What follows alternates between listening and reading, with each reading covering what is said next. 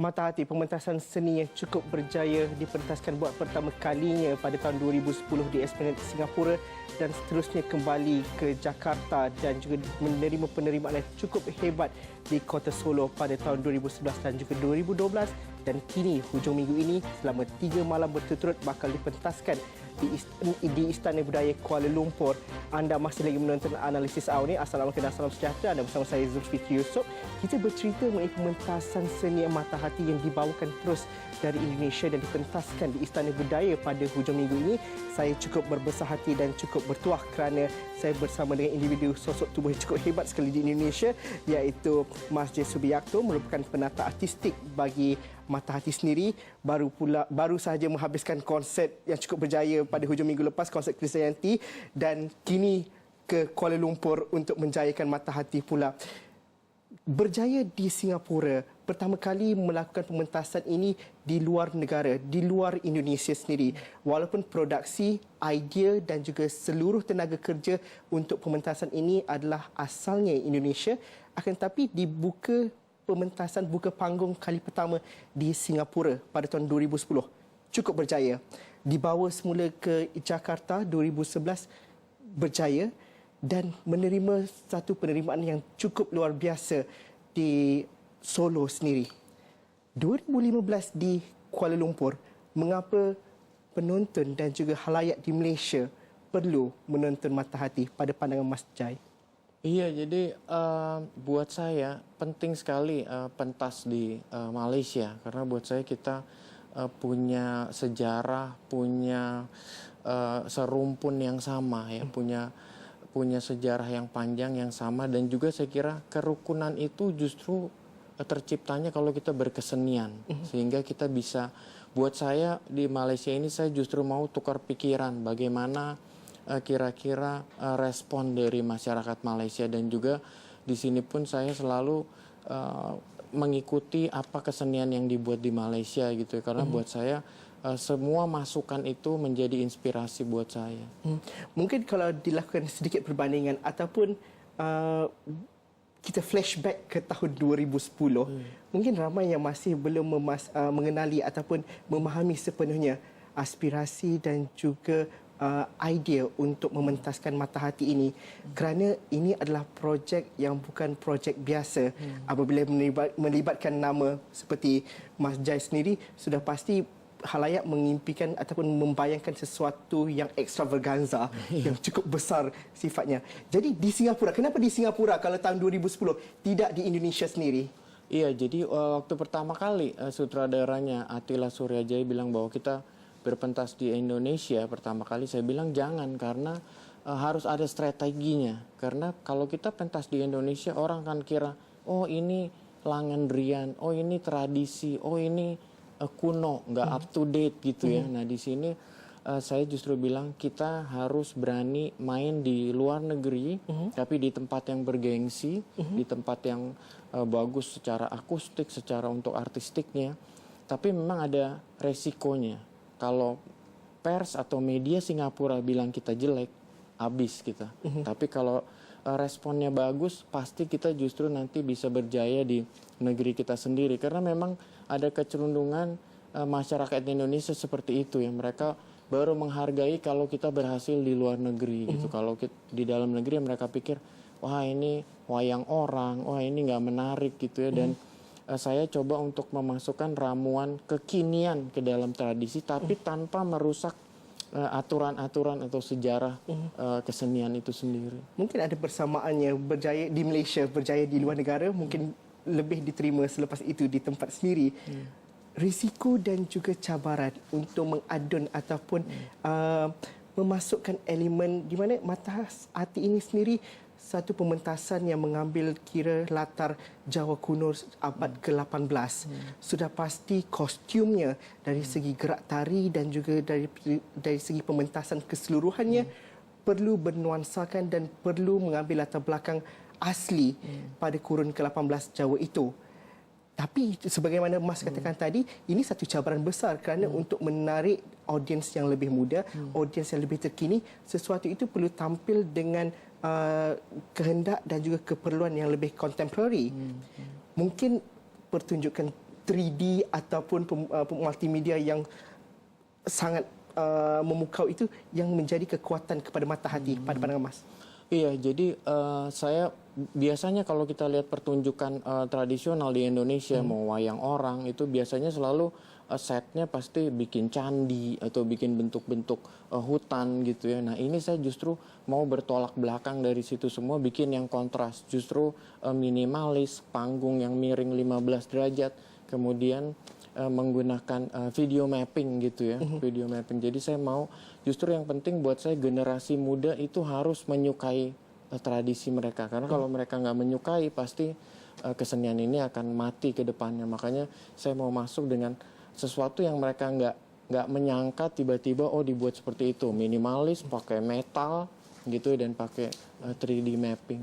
Bagaimana melakukan perbandingan respon dan juga reaksi dari penonton yang menonton pementasan di panggung di Singapura, di Jakarta dan juga di Solo? Bagaimana penerimaan itu kalau boleh dikongsikan? Iya, memang justru yang paling bagus di Singapura karena mereka walaupun ini berbahasa Jawa, mereka sangat antusias. Bahkan setelah pertunjukan ada question and answer, jadi mereka mau tanya gitu ya, penonton boleh bertanya kepada sutradara, kepada penata artistik. Jadi responsnya luar biasa. Kalau di Indonesia, penonton Indonesia biasanya hanya diam aja kalau ini ya, nggak terlalu responsif. Tapi yang saya ketika kita udah main sampai 2 kali baru penonton Jakarta mulai bilang bahwa oh lewat sosial media memang fenomenal. Memang ini perlu ditonton. Dan yang paling mengejutkan lagi ketika di Solo, karena itu di ruang terbuka, terus kemudian kalau di Solo mungkin mereka udah biasa melihat pertunjukan wayang orang gitu ya, atau Langendrian. Tapi begitu kita tampilkan dengan efek tadi, dengan kemiringan panggung, dengan 3D mapping, ternyata penerimaannya juga besar. Bahkan saya pakai api gitu ya, pakai efek-efek api, dan ada 350 orang yang ikut pertunjukannya. Jadi responnya luar biasa. Jangkaan respon penonton di Kuala Lumpur? Saya kira saya belum bisa meramal, tapi Kuala Lumpur ini selalu kalau saya bikin seperti Tiga Diva atau Rosa itu pasti sukses ya. Tapi itu karena musik. Karena musik itu bisa mencapai kemana aja. Tapi kalau ini memang saya belum bisa meramalkan. Tapi saya yakin bahwa sekarang pun di Malaysia, apalagi kemarin kita bikin workshop, ternyata antusiasme dari anak muda sangat antusias dengan mata hati. Saya hentikan dulu cerita Mas J. Subiakto bercerita mengenai kegairahan anak muda di bengkel tersebut, kerana kita nak perincikan lagi selepas ini. Kita berhenti seketika dahulu. Mungkin lepas ini Mas J akan berkongsi lagi beberapa cerita dan juga beberapa gambaran mengenai pementasan pada hujung minggu ini di Istana Budaya. Kita berhenti seketika dahulu. Jumpa lagi dalam analisis awal ini selepas ini.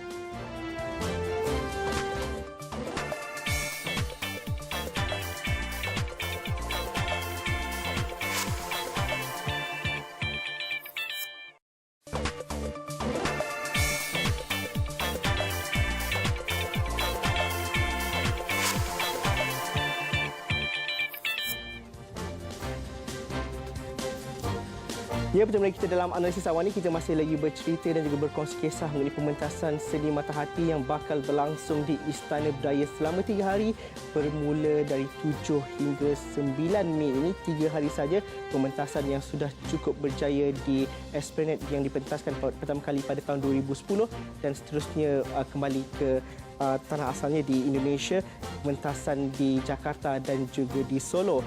Dan saya ingin melihat bahawa bagaimana pementasan sebegini mampu mengungkapkan dan membawa kepada satu realiti apa yang dikatakan sebagai diplomasi budaya, khususnya dalam konteks kita di ASEAN. Jadi saya nak bersama dengan Tuan Yang Terutama Herman Prayitno, merupakan duta besar luar biasa dan berkuasa penuh Republik Indonesia ke Malaysia. Selamat malam Bapak Herman. Selamat malam Pak Yusuf. Terima kasih kerana sudi bersama kami dalam analisis Awani pada malam ini. Pementasan mata hati ini kalau dilihat skalanya cukup besar dan juga berstatus antarabangsa. pernah dipentaskan di Singapura dan kali ini dibawa ke Kuala Lumpur. Kita sering berkata mengenai pertukaran budaya, kita sering berkata mengenai bagaimana budaya secara serumpun perlu difahami antara kedua-dua buah negara. Bagaimana Mata Hati ini adalah platform terbaik untuk merealisasikan segalanya itu, Pak? Ya, pematasan Mata Hati ini yang kental dengan tradisi Jawa tentu memiliki muatan sentimen tersendiri bagi masyarakat kedua negara yang juga berbagi kebudayaan Jawa.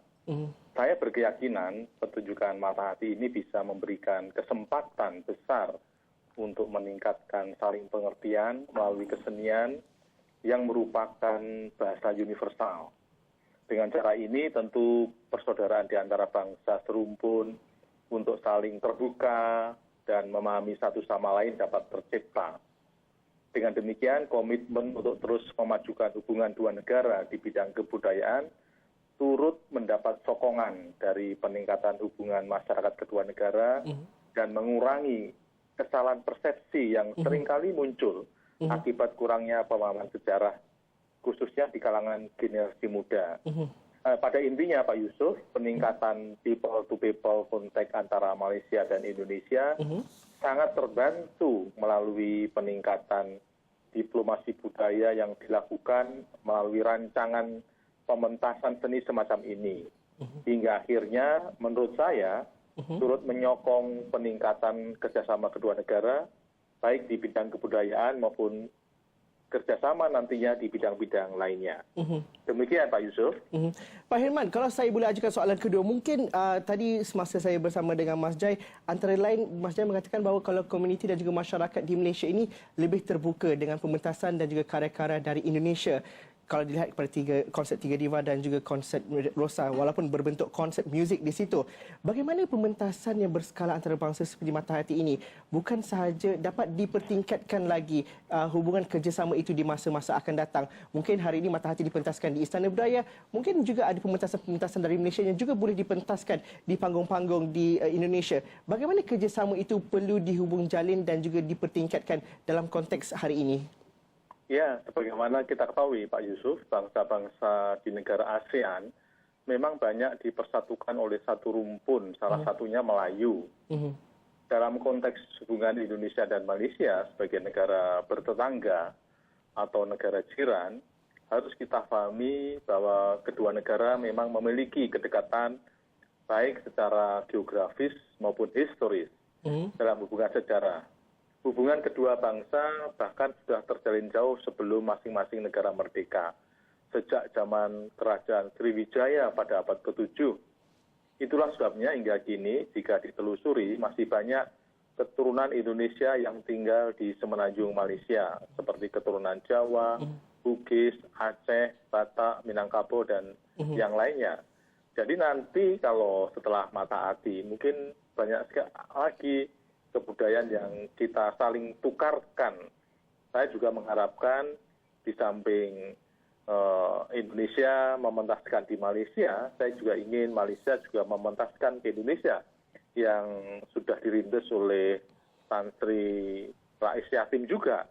Dengan demikian pertukaran kebudayaan ini meningkatkan hubungan tidak hanya kedua pemimpin negara, namun juga turun ke bawah seperti yang diinginkan Malaysia sebagai chairman. Down to earth-nya ASEAN ini bisa sampai people to people kontaknya makin banyak. Sehingga kita makin adaptif ya, makin kita dengan, kalau kita ke Malaysia, merasa kita di rumah sendiri, juga warga negara Malaysia, kalau ke Indonesia, serasa rumah sendiri. Inilah salah satu tujuan pertukaran kebudayaan ini. Pak Hirman, lazimnya walaupun kita bercerita mengenai seni itu sebagai ejen penyatuan, akan tetapi seni dan juga budaya itulah sering dijadikan alasan dan juga provokasi oleh kumpulan-kumpulan yang minoriti tapi agak sedikit lantang dalam hubungan kedua belah negara. Bagaimana sebenarnya kita dapat memperbanyakkan dan juga dalam konteks menjadikan Mata Hati sebagai salah satu contoh, ini mungkin akan meningkatkan lagi kefahaman dan juga sekaligus melenyapkan suara-suara minoriti yang mungkin bersifat provokatif, yang mungkin mengeruhkan. Bagaimana pandangan Pak Hirman?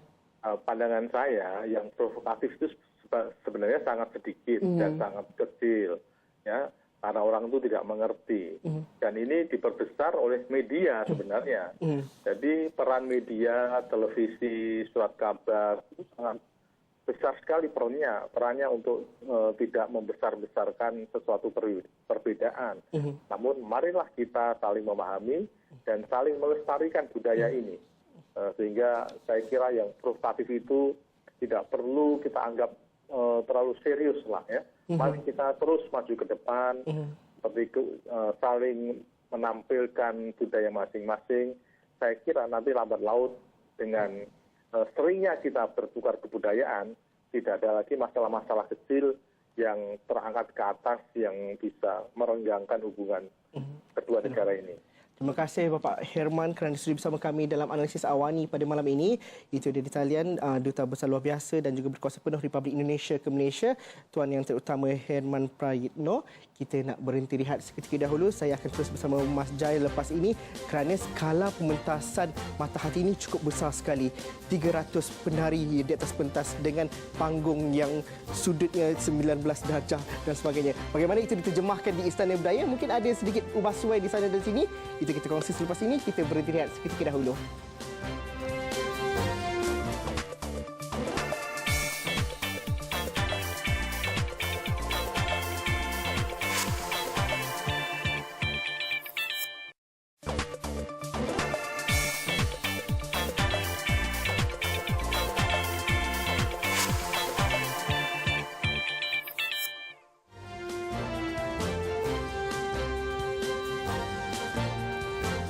DG tibeh mati CG mati kabeh mukti CG mukti kabeh. Maksudnya satu mati yang lainnya mati, tapi satu kejayaan akan menjadi kejayaan yang bersama, dan itu menjadi aspirasi dan juga menjadi inspirasi kepada Mata Hati sendiri.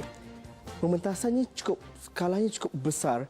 Kalau dilihat kepada visual-visual yang disaksikan sebelum ini juga menempatkan 300 penari dan juga 300 karyawan yang bukan sekadar penari biasa, malah ada setengah daripada mereka memiliki bergelar doktor falsafah dalam bidang seni. Bagaimana skala itu direalisasikan atau divisualkan di pentas Istana Budaya? Cabaran untuk membawanya, kerana sudah pasti dari segi logistik itu satu perkara yang cukup besar perlu diharungi. Bagaimana dalam beberapa hari menuju ke pementasan ni? Kita sudah boleh dibilang 90% sudah siap ya, karena apa yang kita buat di Malaysia ini persis sama seperti waktu kita bikin di Jakarta dan di Singapura ya, di Esplanade. Jadi memang kita sesuaikan jumlah penari, jumlah pemain gamelannya gitu ya. Tapi buat saya dengan fasilitas yang ada di Istana Budaya ini akan jadi sesuatu yang hebat, karena konsepnya juga di dalam ruangan atau indoor gitu. Jadi semua penyesuaian itu nggak akan tetap rasa kolosalnya, rasa kemegahannya akan tetap ada. Mungkin dalam pementasan tadi kita bercerita mengenai masyarakat Malaysia terbuka untuk sesuatu yang baru dari Indonesia, tapi itu dijelmakan melalui pementasan ataupun berbentuk konsert muzik. Akan tetapi dalam sesuatu pementasan seni yang sebegini, drama tari yang extravaganza, mungkin sesuatu yang agak baru bagi penonton-penonton di Malaysia. Akan tetapi apabila kita melihat review daripada pementasan sebelum ini, mungkin Mas Jai mungkin dapat memberikan sedikit keyakinan bahawa tiket yang dilaburkan itu berbaloi. Iya, memang saya sangat mengharapkan bahwa masyarakat Malaysia di Kuala Lumpur ini melihat ini, karena dengan melihat suatu pementasan kita akan mempelajari tentang kebudayaan kita sendiri. Dan buat saya Malaysia merupakan tempat yang paling tepat untuk memetaskan Mata Hati ini, karena dari dulu saya ingin sekali, karena itu tadi keterbukaan di sini, kemudian antusiasme terhadap kesenian di Asia Tenggara. Saya kira Kuala Lumpur atau orang Malaysia itu sangat ingin tahu sebenarnya apa sih roots kita, sejarah kita, apa yang membuat kita berbeda dari negara-negara lain. Dan saya cukup positif bahwa pasti antusiasmenya besar sekali di Nilai Kuala Lumpur. positif itu juga disumbang melalui kehadiran peserta-peserta bengkel sebelum ini. Mungkin boleh kongsikan cerita bagaimana? Kerana kita bercerita mengenai generasi muda, generasi baru yang ramai yang mempertikaikan bahawa generasi baru ini adakah mereka kenal dengan adat tradisi, adakah mereka benar-benar minat dengan kesenian yang sebegini. Akan tetapi di Kuala Lumpur melalui peserta-peserta bengkel, responnya luar biasa sekali. Iya, jadi kalau saya bilang tugas kita justru saya kira bahwa remaja atau generasi muda ini perlu dikasih lihat bahwa sebenarnya tradisi ini bisa keren, tradisi ini bisa mempunyai kekinian yang maksimal gitu ya. Dan kita lihat waktu kita bikin workshop itu pesertanya pertama hanya 70, tetapi kemarin begitu saya datang ternyata sampai ratusan yang datang, dan semua anak muda yang punya semangat dan punya semangat untuk mau belajar tentang kesenian. Saya kira itu yang perlu, dan saya lihat bahwa di Malaysia ini justru antusiasmenya paling besar di generasi mudanya. Jadi saya berharap bahwa pementasan 3 hari ini pasti akan sukses. Pementasan 3 hari mata hati, tapi bagi seorang penata artistik atau maestro seperti Mas Jai sendiri, melihat kepada respon dan juga kegairahan dari generasi muda Malaysia, mungkin membayangkan ada projek tertentu di masa akan datang di Malaysia, kerana hari ini kita bercerita mengenai kerjasama, hubung jalin kerjasama di antara negara-negara dalam ASEAN. Bagaimana itu mungkin dilakukan di Malaysia, Mas Jai? Iya, jadi memang kerjasama kita kali ini dengan Infinity ini memang kelihatan bahwa kita nanti mau melakukan pertukaran kesenian nih, di mana kita berpentas di Malaysia dan juga sebaliknya kesenian Malaysia bisa berpentas di Indonesia, dan juga kalau bisa kolaborasi. Sebenarnya workshop atau bengkel yang kemarin itu saya inginnya ada generasi muda Malaysia yang ikut di dalam pertunjukan ini gitu, sehingga sebenarnya ada kesamaan yang sangat serupa, dan saya kira ini yang justru kerukunan lewat kesenian itu akan sangat berhasil kalau lewat kegiatan seperti ini. Untuk 3 hari ini, bagi penonton ataupun mereka yang belum mendapatkan tiket, bagaimana untuk Mas Jai mungkin dapat memberikan keyakinan kepada mereka bahawa ini adalah pementasan yang perlu ditonton dan juga peluangnya jarang datang di Kuala Lumpur dalam masa 30 saat, mungkin boleh dikongsikan bagaimana mendapatkan tiket? Iya, memang tiket bisa didapatkan langsung di Istana Budaya, dan saya yakin bahwa apa yang akan disaksikan oleh generasi muda maupun generasi masyarakat di Malaysia akan sesuatu yang lain gitu ya, karena kita mempersiapkan, bisa dibayangkan bahwa kita boleh dibilang udah mempersiapkan ini dari tahun 2008, kita baru pentas tahun 2010, dan apalagi sekarang dari 2010 ke 2015 memang kita mempersiapkan secara matang untuk bisa tampil sempurna di Malaysia. Okey, itu hujung minggu ini, Jumaat hingga hari Ahad. Mungkin kematangan itu jelas di situ. Terima kasih Mas Jai kerana bersama kami dalam analisis awal ini. Terima kasih terhadap kami di sini. Terima kasih juga kepada anda yang menonton. Jika ada sebarang pandangan dan juga cadangan, teruskan bersama kami di platform media sosial kami. Anda boleh terus bersama kami juga di aplikasi mudah alih kami di iOS dan juga di Google Play Store. Sekian saja analisis awal ini untuk malam ini. Assalamualaikum dan salam sejahtera. Kita jumpa lagi malam esok.